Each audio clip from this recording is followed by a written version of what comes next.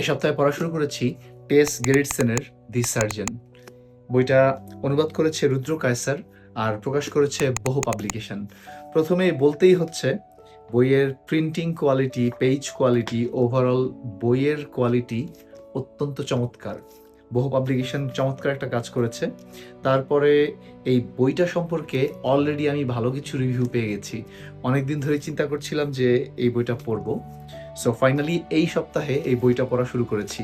So বইয়ের শেষে কি হয়েছে বা বইয়ের ফুল স্টোরি কি এখনো জানি না, বাট আপনাদের সাথে বইয়ের সারসংক্ষেপ বা সামারিটুকু শেয়ার করে রাখি।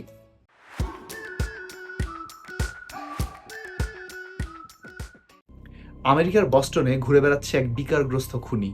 নৃশংস সেই খুনি শুধুমাত্র নারীদেরকে নিশানা করছে।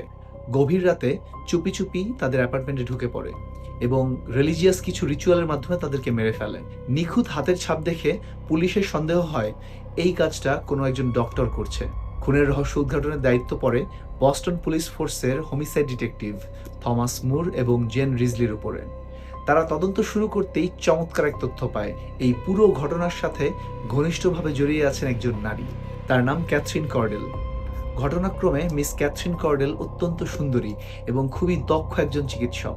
বছর দুয়েক আগে তিনি নিজেও একটা নৃশংস ঘটনার সম্মুখীন হন এবং অপরাধীকে ক্যাথরিন নিজ হাতে গুলি করে মেরে ফেলেন। কিন্তু মৃত মানুষ কি কখনো ফিরে আসতে পারে? ক্যাথরিনের বিশ্বাস, যেই অপরাধীকে সে নিজে খুন করেছে সেই অপরাধী আবার ফিরে এসেছে। ক্যাথরিন কি আবার তাকে মেরে ফেলতে পারবে, নাকি তার আগেই ক্যাথরিনকে সে খুঁজে পেয়ে যাবে? বইটা সম্পূর্ণ পড়া হলে একটা ইন ডিটেলস রিভিউ অবশ্যই দিব। সে পর্যন্ত হ্যাপি রিডিং।